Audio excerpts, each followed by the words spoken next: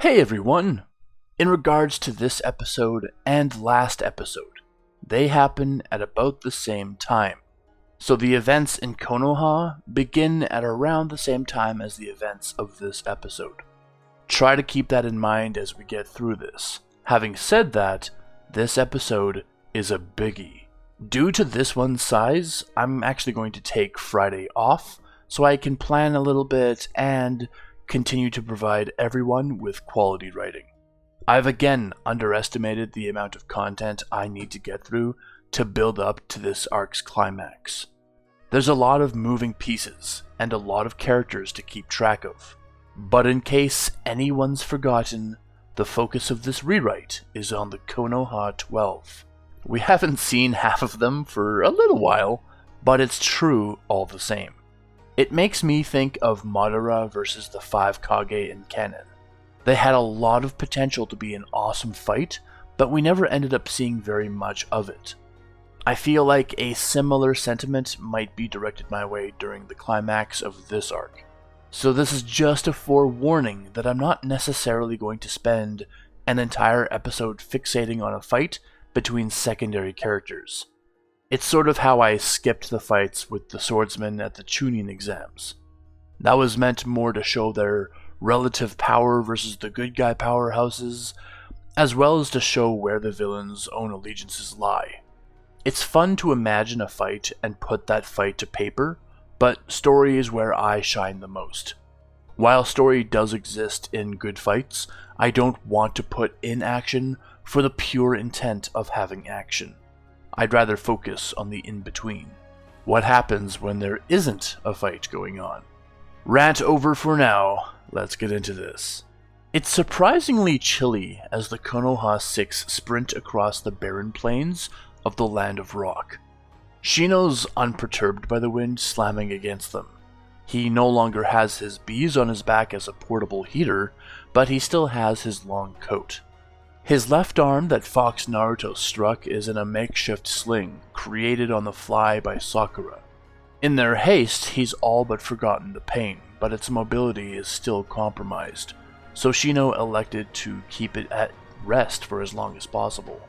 Just behind him, Tenten watches his back. She occasionally rubs her sleeveless arms against the chill.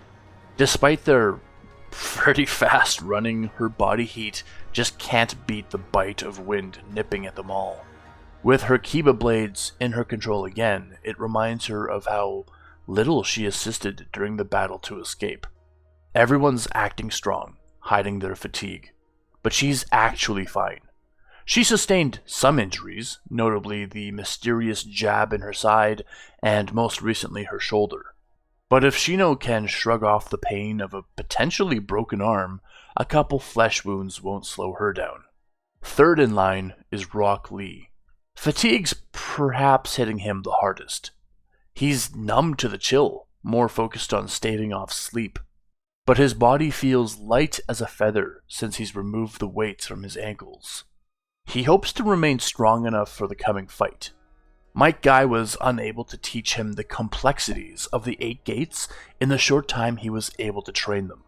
Lee has no idea if he could access them again in the same day, and what the possible repercussions of such an act would be. As much as he had grown already, Lee wishes Might Guy could have been able to teach him more for such a fateful excursion. Lee would need to continue his own survival so that he could continue this training in the future. Ino is fourth in line.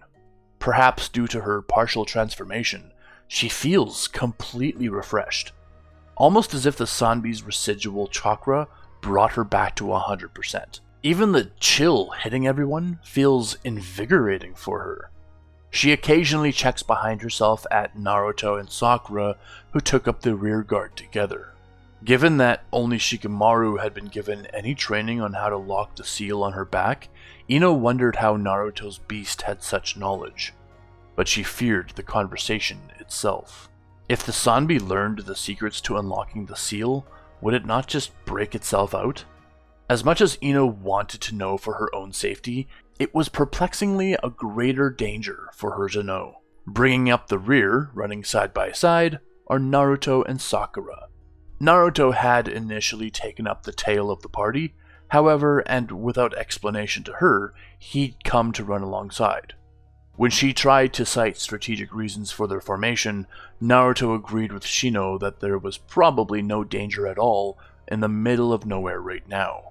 Naruto was brimming with a confidence that he thought only resembled that time in the Forest of Death, when a remnant of his mum reached out to him. It was a kind of feeling that he was unfamiliar with, but one that he knew that he loved. Just as with Ino, following the fox's pseudo-possession, Naruto was fully refreshed. Forget the cold, Naruto felt like he could topple entire armies on his own at the moment.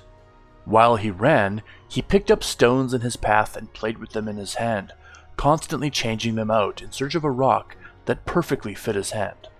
Sakura, meanwhile, was feeling let down and even a little bit hopeless. As severely injured as Kurenai was, Sakura could only slow the inevitable. She had very little hope that Kurenai would survive, not that it seemed to matter. At the rate that they were going, it would be a while before things returned to normal, and she could return to training Genjutsu under Kurenai, and possibly even Lord Jiraiya. She couldn't do anything to affect change when Ino was becoming possessed either. Gone were the days where her various teachers would compliment her cunning. She was now surrounded by equals, and Jinchuriki. Tenten had the legendary blades at her disposal. Rock Lee had unlocked access to the 8 gates. Was Sakura falling behind everyone? Shivering against the wind, Sakura tucks her hands into her armpits to protect them from the frigid breeze. Breaking her spiral, Naruto reaches over and nudges her shoulder while they run. Looking over at him, she asks him what he wants, her voice laced with the turmoil that she had wrapped herself in. If we get in there, can you stay by my side? Naruto asks her bashfully, grinning a wide smile. I feel comfortable beside you. And I feel like when I'm comfortable, the fox can't do anything. Sakura assures him that they'll all stick together once they get there. He shakes his head though, and insists that if the siege hasn't started, they'll be split up across different groups depending on the strategy. If he's alone, he might end up in a dangerous position where he doesn't just kill people, but he hurts allies as well. If she's with him, he's confident that he can retain his sense of self. He looks at the other 4 ahead of them and back to her. He tells Sakura that he just feels more comfortable with her. She's never shied away from hitting him when he's being an idiot. No one else acts that close with him. He feels that she's the anchor that he needs. In fact, she might be that same anchor for Ino, now that he thinks of it. Removing his coat, he passes it to her, noting her shivering. He tells her that the fox's residual chakra makes it so that he can't even feel the wind. Eyeing Naruto up and down as if he's a weirdo, Sakura smiles despite herself and slips on his jacket. She can be an anchor for her friends. At the head of the pack, Shino signals for them to catch up to him. As they fall in line beside him, he tells them that they should establish a plan before arrival. If they arrive and the siege hasn't begun, they can convene with the main army easily enough. However, if the siege is already underway, they need to have a game plan for approach. Remembering some of their more obscure lessons, Sakura nods and recounts that even during a siege, guards seldom abandon their posts. They must stay where they are, despite a breach to their own walls in order to spot further incursions. If they arrive late, and the walls have already been breached, Ino surmises that they need to take a wide arch around the city to enter where their own forces already have. On the flip side, Naruto suggests that they attack from a new vector in that case. Wouldn't sowing more chaos against the enemy be good for both them and their already invading allies? Stir up yet more confusion for the city defenders? Tenten tells him that it was a good plan if there was more to their party than 6 kids. If they at least had some Jonin to help round out their aggressive power, she thinks that would probably be the best plan. As they were, they couldn't possibly weaponize Ino or Naruto just for a more direct path into the city. Sakura notes that if the siege is taking place, they can't simply enter the city and expect everything to make sense. It'll be pure bedlam. Gripping the cuffs of Naruto's jacket, she tells them that they need to stick together no matter what. Getting another nudge to the shoulder, she looks the other direction, glancing at Naruto to see another cheesy, quiet grin from him. Smiling again, Sakura almost reaches to nudge him back until Rock Lee's shouting against the wind shakes her attention. He reminds them all that this is a foreign city that they're going to. They don't know its layout. They don't know where civilians will be hiding or where enemy ninja will come from. They won't know where to go to find allies or how the city differs in any way from Konoha. The only information they have are odd sketches of a city that looks vaguely like a turtle with high, thick walls. They also have other classmates that may be attending as well. Shikamaru, Sasuke, and Neji could be there already, taking part. But they must not forget their objective to aid in taking the city. Even the thought of uniting with their other friends needs to be put on hold until after the fighting has ended. Indeed, he does not want to be separated from them either. However, if something happens and they do split up, they must adapt to their new circumstances. They can't turn back and search for each other again. Keep their heads up and fight until the fighting ends. They run in silence for a moment, and Rock Lee thinks of Might Guy, and whether he's joined the siege as well. With the constant chaos of the ambush, and then the fog, and getting captured, and fighting their way out, and now charging toward Iwa, he's not had the time for a spare thought. But now that he did, it was concern for his mentor. Lee looks in the vague direction of the Dreadlands, and hopes beyond all else that Might Guy made it out of that mess alive. Ino asks whether it's a smart idea for both the Leaf Jinchuriki to stick together in the city. She wonders if they're together and one erupts, maybe the other will too. In the worst case scenario, if that happened, the city wouldn't just be taken, it would be destroyed. Shino reminds her that this is war. If it means survival for their allies, they might be required to take that option. They may have Lord Orochimaru, but they're entering the city of another Kage. They've never had to think about fighting a ninja that's potentially as powerful as Lord Hokage. That Tsuchikage was apparently very old, but if he was still in charge, then perhaps he was still very dangerous. Reaching the apex of a hill, the team finally beholds Iwa and slides to a stop. It's still pretty far, but at least they now know where to go and that they'd arrived with time to spare. There were a few tendrils of smoke twisting from the city, though they could not yet see the sector that was breached. On the nearer side of the wall, however, was a strange obstacle. Shading her eyes with a hand, Sakura asks what the giant face is. Everyone leans forward as if that would grant them greater clarity, but none of them have any idea. Standing hundreds of feet tall, a set of gates with a face built into its doors, and a brilliant red mane stands alone just outside the city walls. The gate's own height matches the height of the walls themselves. As they ponder what the gate could be used for, it suddenly vanishes in a puff of smoke, and a much larger column of smoke suddenly climbs out from within the city. No time to waste, they resume their sprinting to rejoin in the siege. Not long before the Konoha 6 discovered the single Rashomon gate, Orochimaru awaited in cover for the start of the siege. They had planned enough and waited enough for Might Guy to not show up. Adapting to their new assignments, Orochimaru left the army on the east side of the city and took point alone on the west side. He would begin the siege and signal to the men on the east side once he had breached the walls and caused a disturbance. While attention shifted to him, the army would break from cover and engage their pincer strategy. And then, once the army breached the walls on their side, they would fire their own signal flare for Baki's group to emerge and begin their assault. Orochimaru didn't really know where Baki was, only that he was waiting for the signal somewhere. In the meantime, the army hid in the various holes or as transformed boulders along the stony fields outside the city.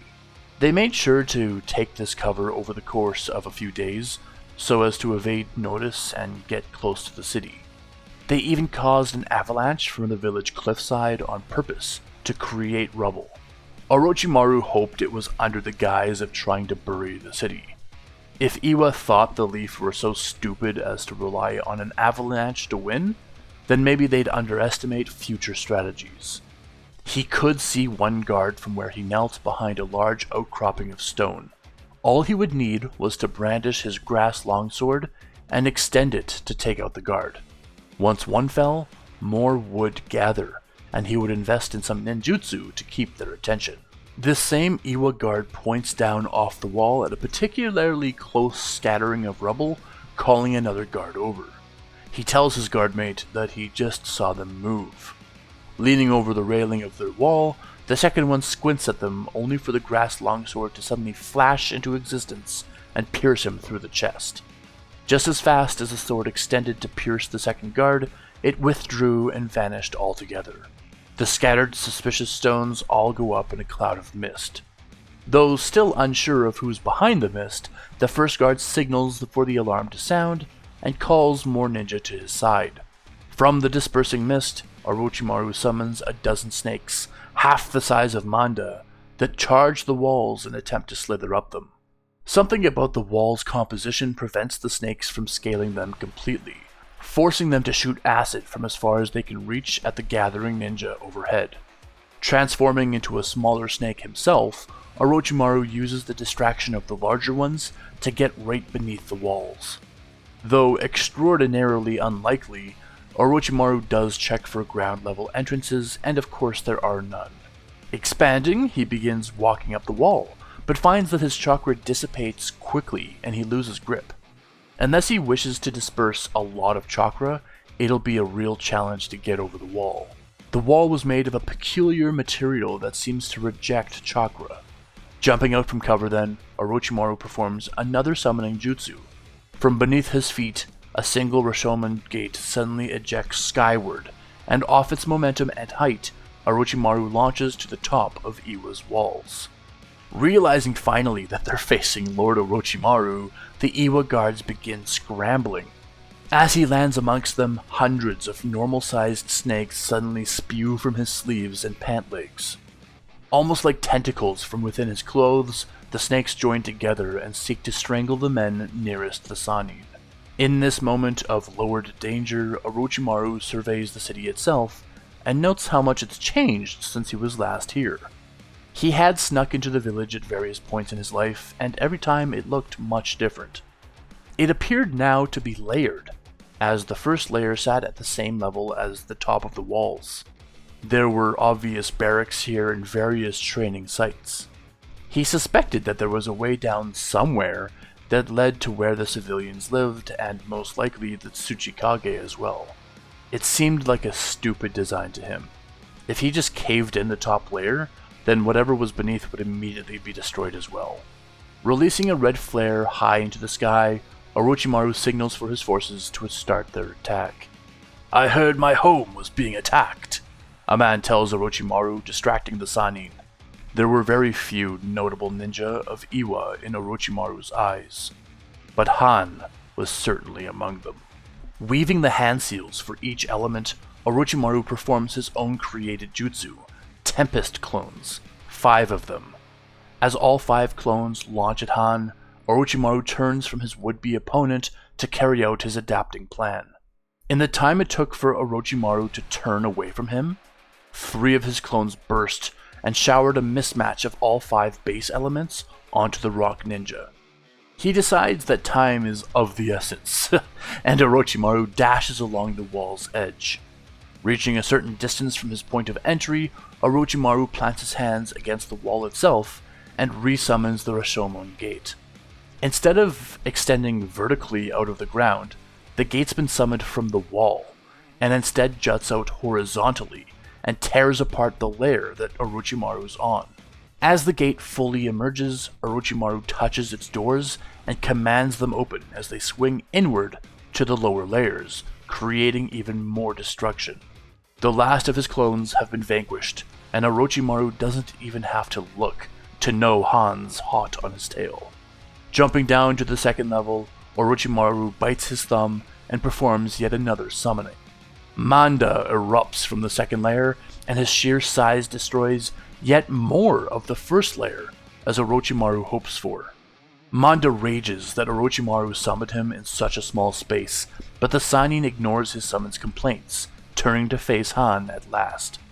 The Rock Ninja holds nothing back, showering Orochimaru's immediate surroundings with piping hot steam. But he's seen this trick before. From a beast so mighty, they might as well be ants.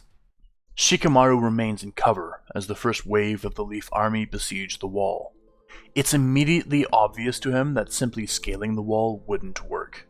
There's going to be a trick to everything they encounter when attacking an enemy city. Not much time passes before the Leaf Ninja revert to explosives and start denting the wall. Whatever it's made of, it's certainly sturdy enough to withstand more than a couple blasts. But the sheer volume of bombs thrown will obviously bring it down eventually. And they do, exposing multiple layers within. Shikamaru wonders why the city expanded vertically rather than horizontally. Perhaps it had something to do with the material the walls were made from. Maybe they only had a certain amount to work with. Orochimaru assigned him to be with the third wave, so he wasn't expecting to see any real action unless they were walking into a massacre. The most he was hoping to do was observe and study what was happening. At the very least, if the siege lasted longer than a day, he'd have useful information to share. They can hear explosions and screaming as a faint echo from elsewhere in the city, and Shikamaru assumes this is Lord Orochimaru's doing.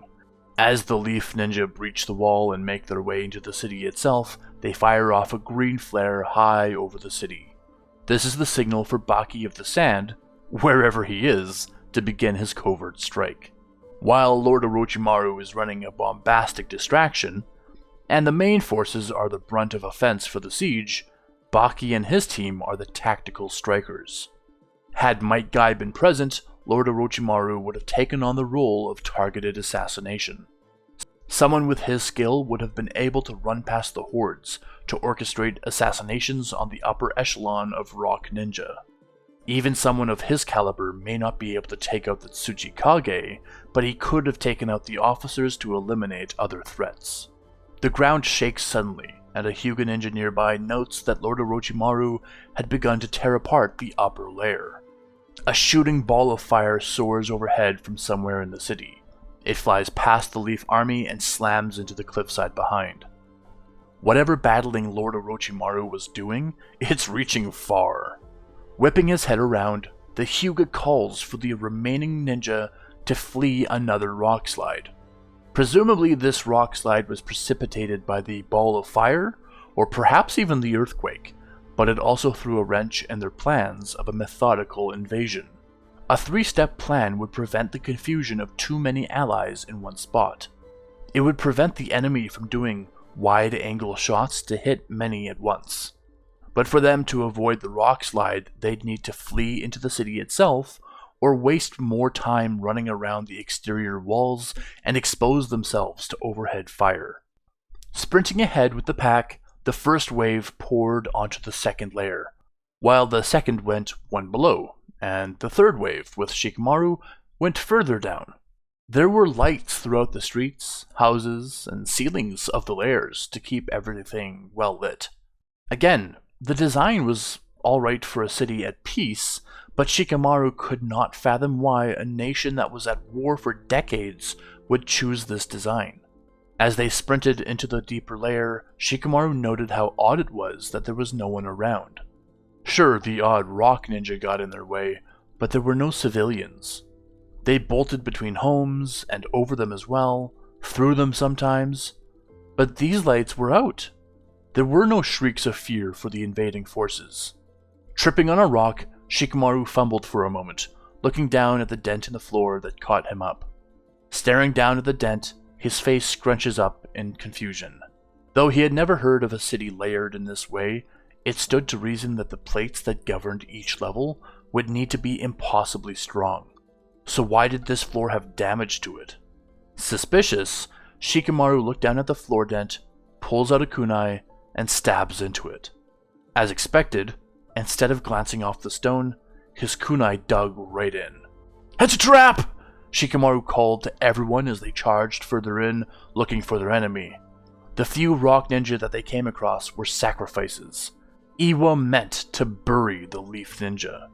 "Everyone retreat! We're in a trap!" Shikamaru repeatedly shouted, turning and sprinting for the exit, waving his arms all the while to grab their attention. Emerging from the cave, Baki and his team immediately assassinate the guards at its entrance and dart from cover to cover. They realized quickly that they could not see the sky from the cave. It appeared to be inside a larger room. They briefly played with the idea of assassinating everyone in the room, but decided against it. If there were too many people, it would have caused too much ruckus. But after an earthquake nearly caved in the tunnel, they decided enough was happening outside that they could safely make their move. Their mission was to seek out and dispatch the Iwa Anbu. Each village valued their Anbu differently. The Sand currently had 8 Anbu, enough for 2 full teams. Perhaps due to their distance from regular conflict, they had no need for more. Though the real numbers were never shared with the Sand, Lord Kazekage assumed the Leaf had at least 24 Anbu. As such, they weren't sure if they'd have 100 Anbu to deal with, or 10. But the quicker the elite were dealt with, the better for Lord Orochimaru. There was no natural light where they were. It didn't matter much ultimately, but it was certainly strange how the city was structured. As his team expanded out from the cave, they found no one other than the 2 guards at the cave's entrance.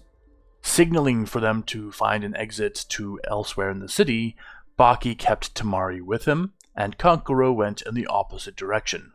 Ideally, they would have stayed together, but Kankuro had been distant since the Chunin exams. With Gaara dispatched to assist the cloud against the mist, Baki had to make do with what he had. Their losses at the Chunin exams left much to be desired, but Temari quickly found renewed purpose in her training. Kankuro, though, was overwhelmed with disappointment in his performance. Gaara, meanwhile, remained unhinged and difficult to work with. But as long as he stayed by his dad's side, at least he wouldn't create further havoc. The lights around them suddenly went out, and when Baki lit a flare to fend off absolute darkness, the ceiling above collapsed down on them. Her quick reflexes saved Temari from the crushing weight as she batted her fan at the debris of the falling city. Finally arriving at the city, the Konoha 6 stopped to watch the innards of the city go up in a great cloud of dirt and debris. They had to stay at a safe distance and watch a rock slide finish, and in its wake, the city seemingly imploded. No fires or alarms sounded. It just collapsed on itself. But its walls still stood. From the single hole in the wall that the Leaf Ninja had forced open, tons, literal tons of dirt spewed out. The Konoha 6 decided to wait out the blasting debris and investigate once it had stopped. They could still hear faint echoes of shouting and explosions, as if there was still fighting happening somewhere in the ruined city. Rock Lee asks how the city could have blown up like that, but none of them have an answer. Something of that scale and in such a controlled manner that the walls remained suggests to Sakura that it was intentional. She thinks perhaps the Rock Ninja themselves caused the implosion. Shino looks at her and asks if she's suggesting that this is a faux city. Would the Rock Ninja go to such lengths as building a completely fake city? It would certainly explain where everyone was if the leaf was converging on the wrong point. Taking a long, slow breath, Tenten wonders how many Leaf Ninja were trapped in the collapse. Forget combat, they need Lady Tsunade here with her medical corps to assist with rescue efforts. As the smoke settles at last, the team charges to the breach in the wall to confront Tenten's fears. Whatever the village looked like before, it was now just a pile of rubble. But within, they could still see Lord Orochimaru fighting against at least 4 other ninja, continuing the battle through the chaotic destruction. Was Shikamaru here? Ino asks dreadfully, looking at the various corpses almost entirely hidden by multiple feet of dirt. There's no one out here, Tenten mutters. Did they all go into the city? All of our forces? What are we going to do? Rock Lee wonders. Go to Lord Orochimaru's aid? Or look for survivors? We should probably help Orochimaru, Naruto suggests. His survival is our only chance of winning. Naruto's right for as little help as we can offer, Shino agrees. The rescue efforts will be in vain if Lord Orochimaru falls here. Don't get too close though, Sakura warns. We don't know the skill level of the ninja he's fighting. Hiding amongst the rubble, the Konoha 6 clamber closer to the ongoing fighting between Lord Orochimaru and various other rock ninja. The Sannin appears to be tired, a state Naruto never thought he'd see any of the three in. Some people just seemed to be made of chakra. Lord Orochimaru was almost sluggish in his dodging, worn down by the flanking maneuvers of his opponents. Free me and save your mentor, the fox suggests quietly, and Naruto seriously considers it. The rest of the team hadn't been given any time to rest, so they'd be attacking at less than 100%. No, Naruto tells the fox. Only come out if I'm in real danger. Looking back at the rest of his team, Naruto gives them a signal that he's going in, and he waits for their nods of approval. They have his back. Leaping from cover, Naruto sprints towards the action. There's a very large man, very large, a girl, a man with a red conical hat, and a man with a red beard. He doesn't recognize any of them, but randomly decides to aim for the man with the red beard. Hey, bozo! Naruto shouts loudly, throwing a rock as hard as he can at the ninja. The man catches the rock and tosses it aside, only for Naruto to appear with the rock, brandishing a kunai and thrusting it at him. Forced to suddenly retreat, the man grins at the discovery. It's the Namikaze kid! The man shouts to his allies. I'd recognize that teleportation anywhere! You brat! Orochimaru hisses, taking advantage of the lull to strike the big man square in the belly. As Orochimaru pulled his hand back, a blade comes with it, and the man buckles as he nurses the wound. Locusts swirl around the bearded man as he attempts to take a step toward Naruto, and the rest of the team run interference. Han! Orders are orders, right? The man shouts through the buzzing, seemingly unperturbed by the insects. Aiming his rock again, Naruto throws it at the man to attempt a continued pressure. Tenten brandishes a single Kiba blade, warning Shino to keep his bugs clear when she dives in. As Naruto appears behind the bearded man, Tenten charges his front. Her injury keeps her from holding the other one properly, so she opts for a single blade style, turning side-face and attempting quick jabs instead of a callous charge. Naruto, on the other hand, is attempting reckless taijutsu, but the man is dodging them both. Okay, kiddo, the man says as he weaves around their failed strikes and ignores Shino's bugs all the while. My lord Tsuchikage has had me training for this for the last 20 years. Slapping the kunai out of Naruto's hand, he in the same motion grabs Naruto by the wrist and uses his forward momentum to throw him into Tenten. As Rock Lee lands by their side to help them up, the man begins weaving several hand seals, dropping his guard completely. Lord Orochimaru is too distracted still by the other two combatants to come to the kids' aid, but they stuck their necks out for him. They knew what they were getting themselves into. Roshi, you almost done? Han shouts to the bearded man. This is one of the most difficult jutsu a person can learn, Roshi answers quietly, adding with a hint of dark humor, if I screw it up, at least it'll only be affecting the Hokage's son.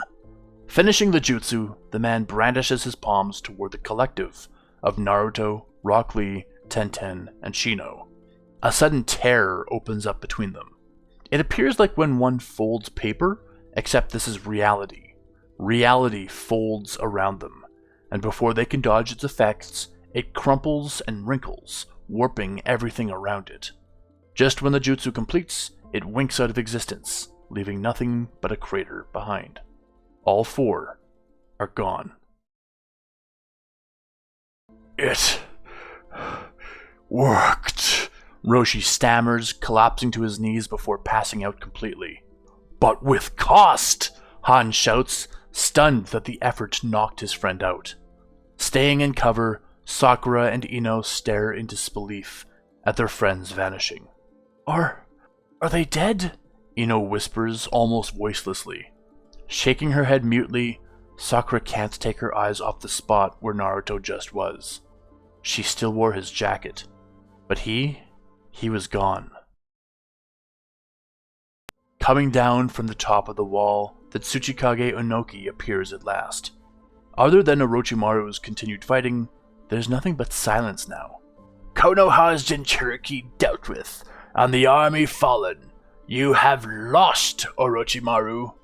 Snarling, Orochimaru mutters under his breath, Damn Jiraiya. After Danzo had been released from prison, Orochimaru did some digging.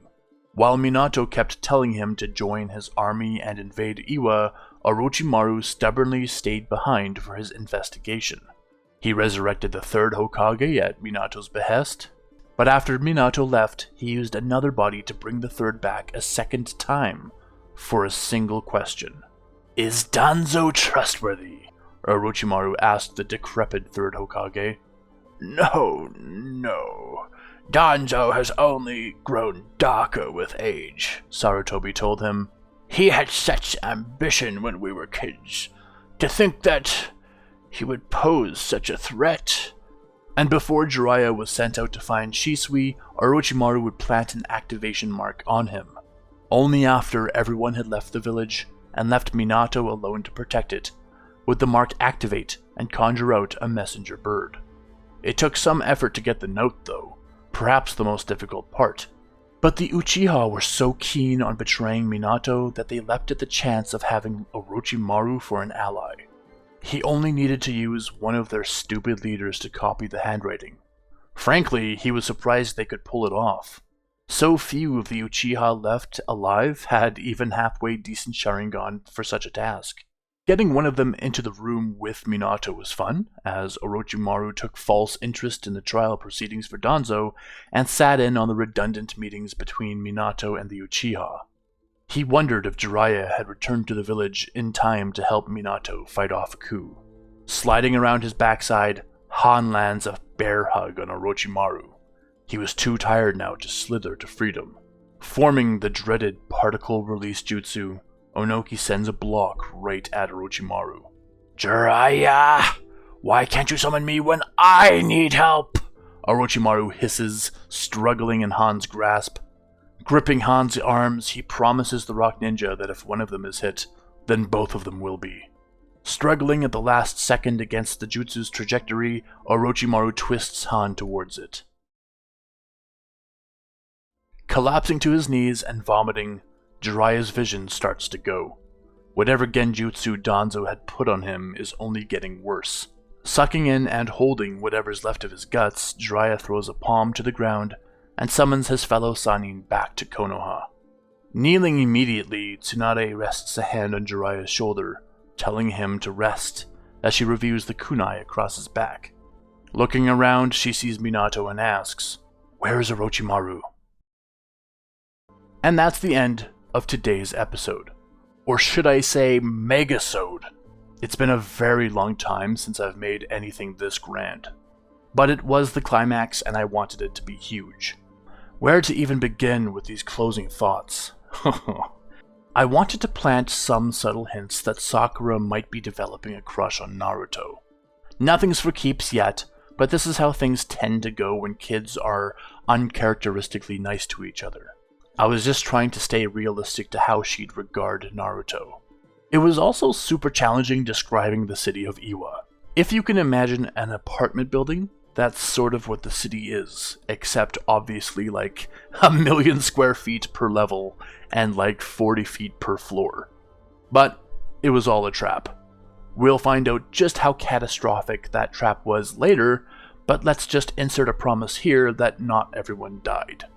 That's all I'll say for now. As to the combatants that Orochimaru fought, it's difficult when an entire nation only has like 6 canonically named characters. So he fought against Kurotsuchi, Akatsuchi, Han, and Roshi, with Onoki appearing later.